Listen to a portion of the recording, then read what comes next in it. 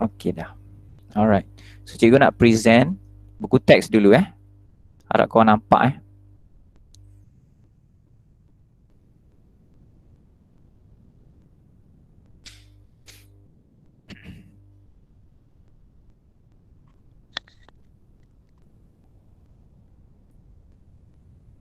Okay, nampak buku teks tak? Nampak? Okay, so inilah buku teks yang kita pakai. Mana? Sekejap nak cari muka surat depan ni. Macam mana nak pergi patah balik ni? Okay, ni kot. Boleh. Ini buku teks kita untuk tahun ni. Buku teks kat sekolah tu yang ni cabut je dia punya kulit. Okay, so tajuk dia ada tema. Tema 1, penyelenggaraan dan kesinambungan hidup. Bab 1, biodiversity. Bab 2, ekosistem. 3, nutrisi. 4, kesihatan manusia. Kemudian kita masuk tema 2, penerokan unsur dalam alam. Bab 5, air dan larutan. Bab 6, asid dan alkali.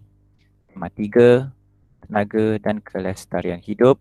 Bab 7, keelektrikan Daya dan dan gerakan. keberanian. Bab 8, daya dan gerakan. Bab 9, haba. Bab 10, gelombang bunyi. Gelombang bunyi.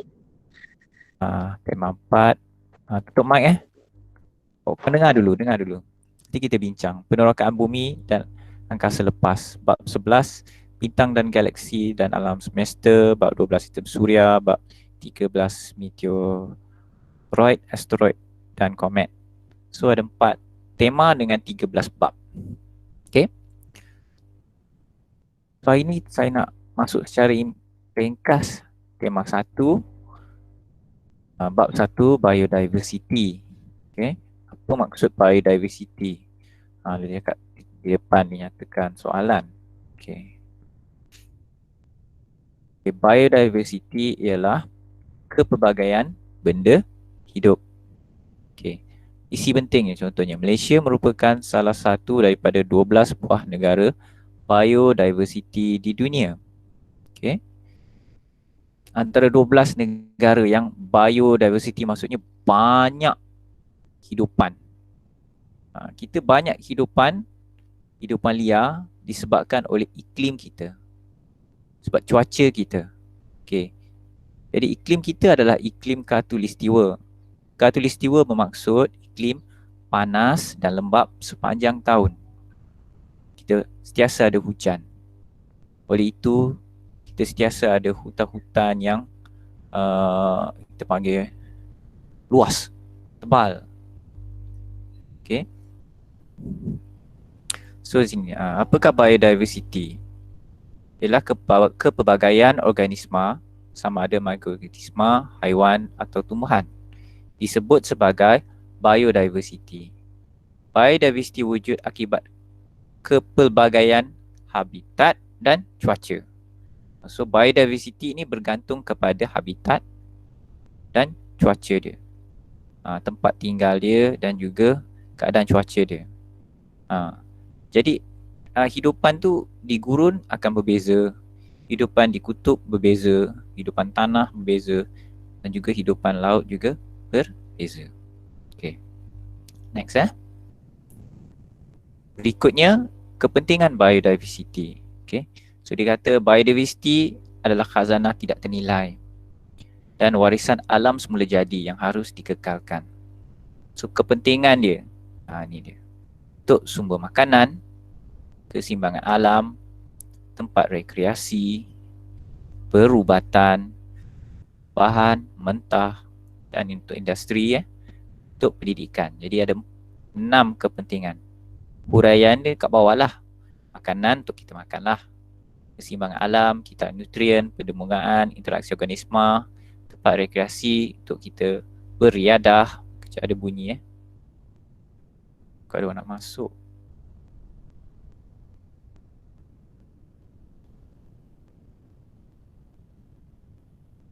Okay, kita sambung Untuk perubatan, bahan-bahan tumbuhan banyak kita guna untuk buat ubat-ubatan lah.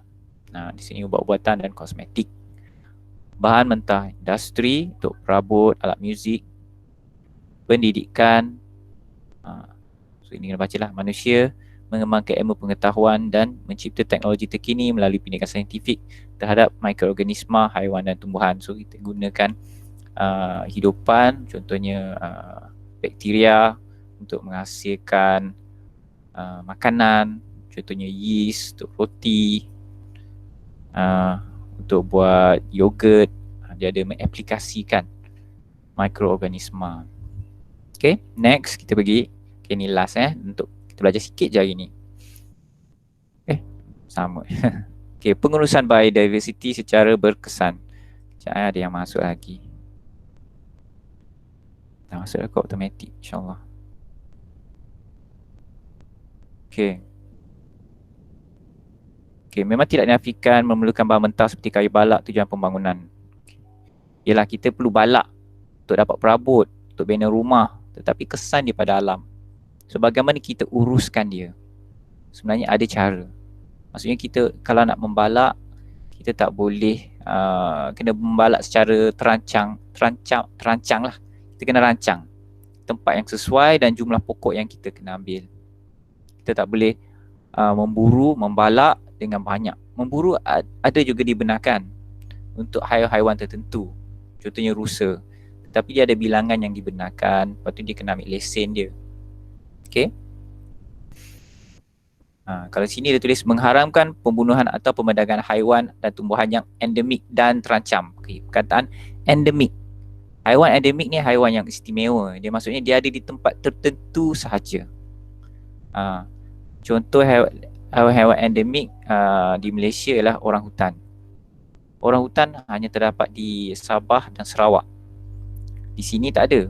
Di sini ada kat zoo tapi dia orang bawa daripada sana ke sini. So haiwan macam orang hutan dia dikategori sebagai haiwan endemik dan terancam.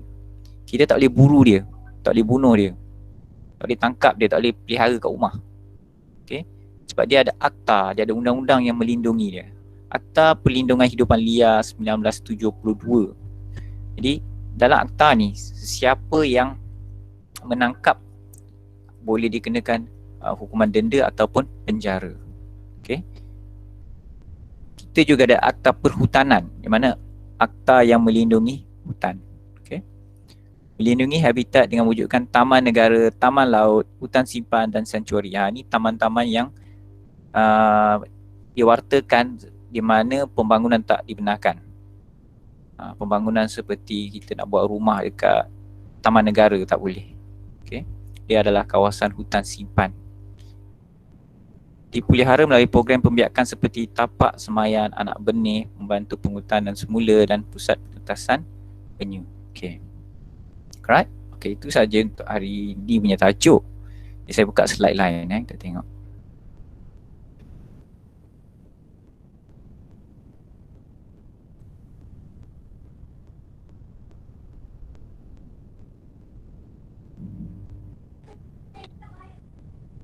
Okay, semua nampak tak?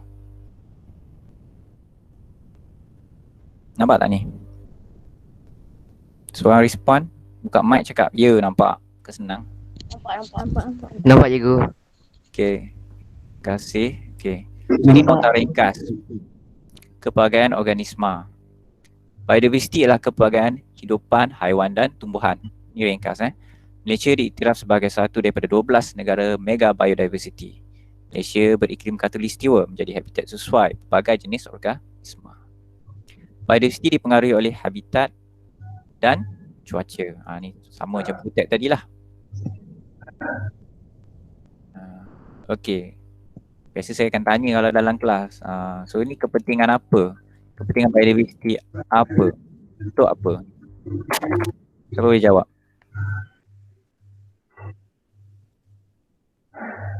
Kena cakap, cikgu tak dengar. Tak boleh tulis. Tapi cikgu tak nampak tulisan tu sebab saya dah buka slide lain. Haiwan dan tumbuhan membekalkan sumber makanan semula. Makanan. Okey, yang ni? Yang ni pula apa? Oksigen. Untuk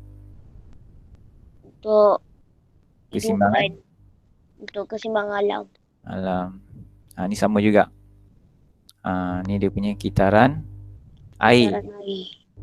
Ini kitaran oksigen, kitaran karbon. Ini untuk apa? Ini untuk Ya sih. rekreasi. Ini sekarang kita tengok manusia dalam sangkar.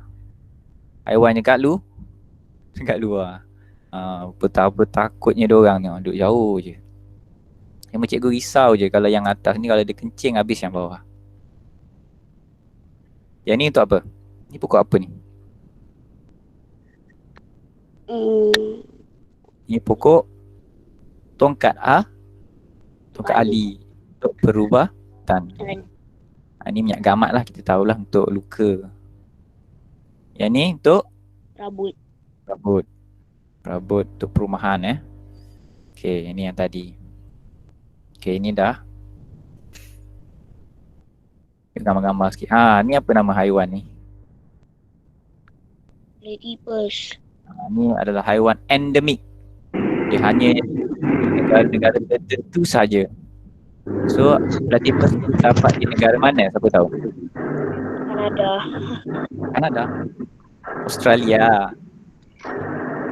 Okay. Yang ada bunyi mic tu tolong tutup mic. Mic dia tak berapa elok tu. Tak. Okay, ni adalah buku Akta Kualiti Alam Sekeliling. Ni adalah buku-buku undang-undang lah yang melindungi alam. Ini alam sekitar, dia melindungi haiwan. Ini adalah haiwan-haiwan yang terancam yang ada di Malaysia. Harimau Malaya. Dia kata tengok berapa jumlah dia, tinggal 3,000 dia dari sini. Kita ada nombor 2, ni tikus. Yang hanya di Sabah ni. Tenuk, haiwan terancam ya. Kita tengok orang hutan, gajah Borneo, badak sumbu Sumatera, giling. Okay. Ini adalah pusat konservasi gajah yang melindungi hidupan liar di Kuala Gandah, Pahang. Melindungi gajah. Ini pusat tindungan untuk orang hutan di Sepilok. Yang ini ni Taman Negara. Kita tengok gambar-gambar ini semua tempat yang dilindungi. Okey. Okey, cukup untuk yang tu. Okey. Saya akan postkan latihan. Latihan akan masuk ke dalam Google Classroom. Latihan tu akan sampai ke Google Classroom masing-masing. Bagi yang tak ada Google Classroom, saya akan hantarkan latihan ke dalam anda punya grup. Tolong jawablah dalam grup. Okey? Dah siap jawab. Buat dalam yang dalam Google Classroom boleh jawab dalam Google Classroom. Dia akan menggunakan gambar. Saya akan hantar gambar, awak edit gambar tersebut. Edit gambar tersebut, type pada gambar tu, lepas tu hantar balik. Kepada yang tak ada Google Classroom, awak jawab dalam WhatsApp, tulis semua, post dalam WhatsApp. Okay, type pada gambar tu. Okay. Kalau ada yang nak tulis dalam kertas atau buku, dipersilakan. Okay.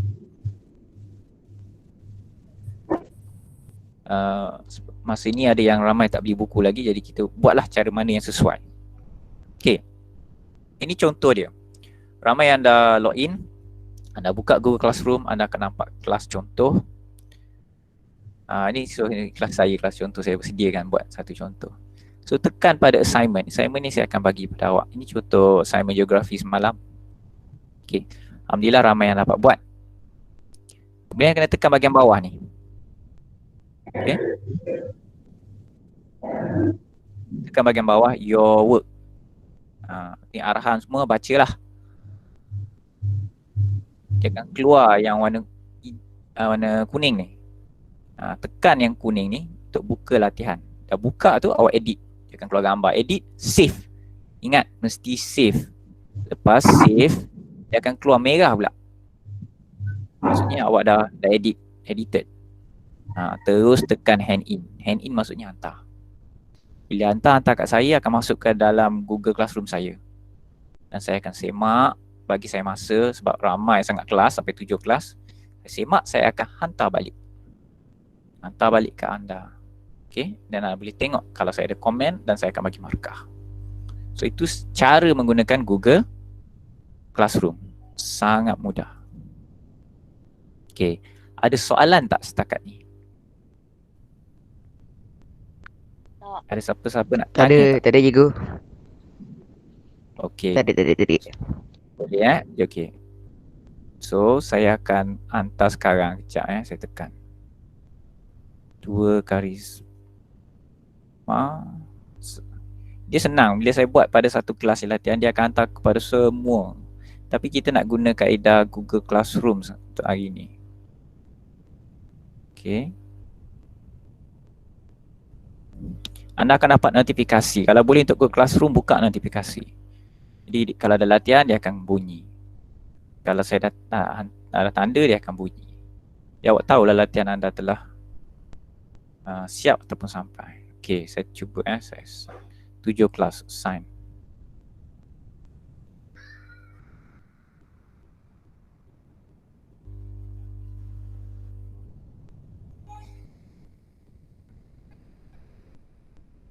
Sekejap bagi dia masa sikit. Cikgu dah tekan sign. Awak nampak saya ke nampak paparan lain ni?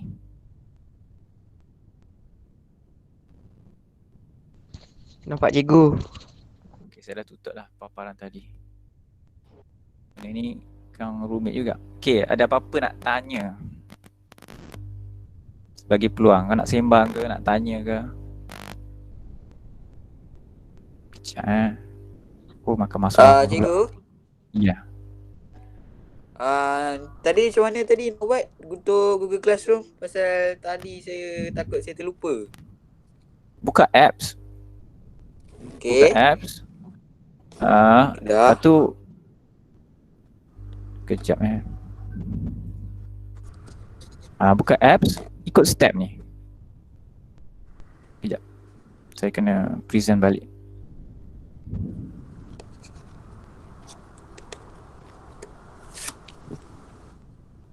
Kejap Okey, awak nampak tak paparan PowerPoint ni? Nampak? Nampak cikgu, nampak. Okay, so ni step pertama, kena buka Google Apps. Google Apps akan keluar ni. Kalau atas ni dia akan keluar kelas sains lah. 2 karisma sains, 2 dedikasi sains. Sains, dia akan keluar sains. Tekan sini, ni akan latihan awak akan sampai macam ni lah. Tekan sini. Tekan your work yang bawah. Okay. Tekan yang warna kuning. Edit latihan. Dia akan edit latihan maksudnya dia akan keluar gambar. Gambar latihan. Edit latihan tulis teks pada latihan tu. Macam kau edit picture lah. Kemudian dah siap, dia edited, save. Bila save dia keluar macam ni, awak hand in, hantar terus. Okay? Hand in, sambung je hand in. Saya akan dapat latihan tersebut. Okay? So ini cara latihan Google Classroom. Nanti awak akan ada folder masing-masing yang mudah. Contoh Okay, dah assign. Dia yang akan dapat ada. Contoh ni, 2 karisma, 32 assign. 0 turn in. Jadi semua akan dapat latihan masing-masing. Bila kita tengok grade, dia ada markah untuk setiap nama. Semua nampak tak paparan ni? Senang bagi saya nak pantau latihan, nak tengok latihan, nak bagi latihan, tanda dan bagi markah. Itu pasal saya cuba untuk menggunakan Google Classroom walau bagaimanapun ia lebih agak rumit. Okay. Satu kelainan. Ni untuk karisma. Ada banyak kelas cikgu. Okay. Ada apa soalan tak? Sebelum saya tutup untuk kelas berikutnya. Okay, so hari ni ada 45 orang yang join. Okay, terima kasih kerana join.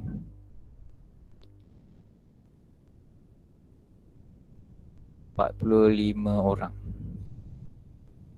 Okay. Ada soalan tak? Nak tanya apa-apa lagi? Memang lupa ke tersilap ke? Dapat tak? Ada yang dapat tak? Notification latihan tersebut? Ada cikgu. Dapat. Tak dapat lagi cikgu. Tak dapat lagi. Okay. Yang tak dapat mungkin awak tutup notification. Jadi buka, cari dalam Google Classroom. Okay? Okay, saya nak letakkan latihan ni dalam WhatsApp bagi yang tak ada Google Classroom. Okay. Kita berhenti di sini dulu ya. Boleh ya? Okay, cikgu. Okay, terima kasih. Selamat pagi, kita jumpa pada kelas akan datang. InsyaAllah saya cuba medium yang lain pula. Ini agak susah juga. Alright. Okay, terima kasih semua. Terima kasih cikgu. Okay, saya akan leave eh. Leave. Thank you, Ego. Terima kasih cikgu. Cikgu. Cikgu. Ya, Terima kasih cikgu. Korang nak sembang antara kawan-kawan, korang boleh sembang lagi. Tak apa cikgu. Cikgu nak Okay, bye. Stop.